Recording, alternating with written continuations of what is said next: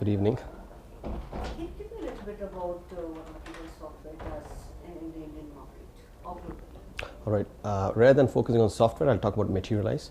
Materialise is the leading software and solutions provider within the additive manufacturing industry. We are a pioneer of sorts.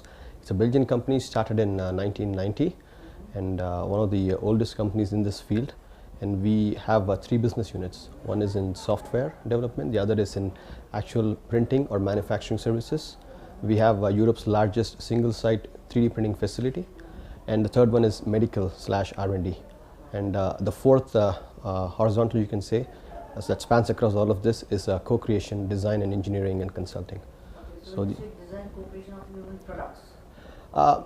It could be products, it could be concepts as well. For example, a lot of companies today are struggling to actually understand how additive manufacturing applies to them, applies to their business. So we actually help them in visiting their factories or being in touch with their businesses, trying to understand what parts they currently make and which of those would be a good fit for additive manufacturing. And we don't just stop with identification, but we actually, with our entire portfolio of software and printers and design engineering, we actually try to help them with our software solutions and help them realize the part by printing those parts, doing the validation and doing the post-processing, and trying to actually get them the benefits that additive manufacturing promises for their parts. AM is coming up in a big way in India actually. If you actually look, I mean, of course you have Renisha and all from the MNC side. Right. And on the Indian side you have a company like Imaginarium. That's true, yeah. So how exactly, how can you help Indian companies, Yeah. the SMEs, look at additive manufacturing? Yeah, Imaginarium is very well known to us. They are one of our largest customers, and we know them for close to a decade or so. Imaginarium largely represents the jewelry industry, and a lot of people in the Indian jewelry market actually are our customers.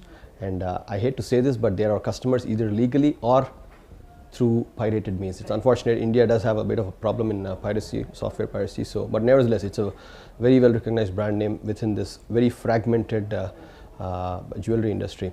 But how exactly can we help India is we have more than 60 customers within India across the portfolio of industries. We're talking about automotive, of course, Tata Motors, Mahindra, all the four two-wheeler manufacturers like the TVS's and Hero Motors. And we have a lot of jewelry customers. We have a lot of tool and die industries as customers, and there's a lot of government service bureaus as well, and government R&D institutions like the auto clusters that belong to the MSME. We have DRDO, three of their agencies are our customers. So so a lot of government R&D institutions, including companies like HAL and NAL, are our customers as well. So we are very well diversified within India, and that has been going on for the last 10 years. India has been a pretty slow growth story, especially for Materialise, but that's only because the whole market as such has been on a wait and watch approach. People have always been, in Indian industry, traditionally the downside is people tend to see what the other person is doing and let them fall first before they actually come in. So that's been our mindset. So with additive manufacturing, guess what? It's not going to offer you that option anymore, because if you don't try to reinvent yourself within the next 2 to 3 years or so, you might miss the boat and you might be on your sliding backwards actually. Yeah, so this is really an opportunity for Indian companies to relook, understand, come up with a vision for 3D printing, and Materialise can help them do that, because like I said, one of our offerings is to, with our large applications and industry base in Europe and US, where the market is more mature, we have a very good understanding of what benefits AM can actually bring for Indian companies. So we can use that expertise to handhold Indian companies to identify applications and actually make them real for them. Oh, you're a German counterpart, I mean a German parent company. It's a Belgian parent company. Oh, yeah. it's Belgium. Yeah, it's all right. Yeah, but so how does it help you gain customers and sort of attract and gain customers in other countries? Yeah, although it's a Belgian headquarter company, the German office is very critical for our Indian operations, because in Germany, Materialise had opened its so-called Metal AM Competence Center. That was 3 years back, because Materialise recognized that the metal AM market is the fastest growing market within the entire AM market. Okay. So we launched this facility 3 years back. So a lot of the expertise when it comes to metal applications in additive manufacturing, in the industries that you represent like the manufacturing industries in India, construction. All that knowledge and know-how is actually located in Germany. So I look up to my counterparts in Germany to help me make a case, for example, for Indian clients, and I use their expertise, of course. I invite them on visits to India, and again, so they and I together reach out to Indian companies to educate them, make them aware of applications, and identify applications that would make sense for their businesses. What is the kind of investment a company would have to make for 3D printing? Okay, that's a very broad question. It can be as low as $1,000 if you just want to print something in plastic. You have desktop printers. No, I'm talking about a company that regularly comes out with new products. Yeah, you mean like an industrial company, right? Industrial. Yeah. Well, again, the answer might vary.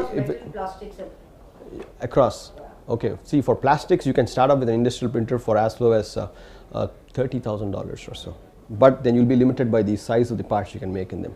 And then on the other hand, in plastics, you have $700,000 printers from Stratasys, $800,000 printers. That, for example, Mahindra in Chennai, the Research Valley, they actually have that printer since 1998.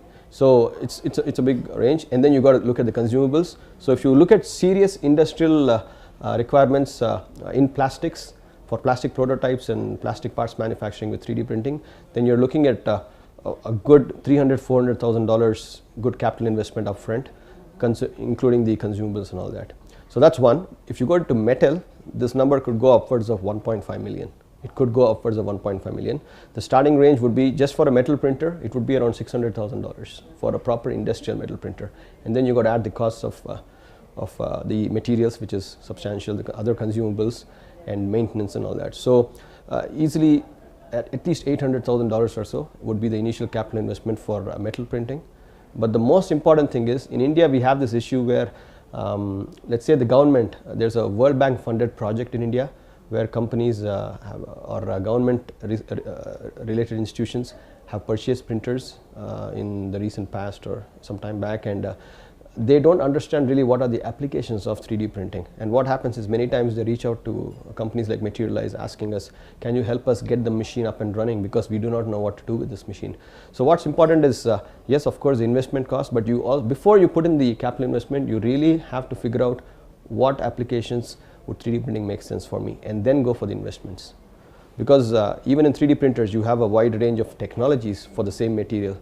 So each of them might prove to be beneficial for one application but not for the other. So you really got to understand what you're using 3D printing for before making the investments. My last question to Godvarty. As a member of VDMA, how do you and VDMA work in India, and how does VDMA actually support? Oh, I got to clarify this. Materialise is actually not a VDMA member. The Materialise German office was contacted by VDMA Germany, because obviously there's a lot of buzz and interest in additive manufacturing, and it's very relevant to this industry. So they had invited Materialise Germany to identify speakers to come and participate in their this annual event. So that's how this happened. We are not yet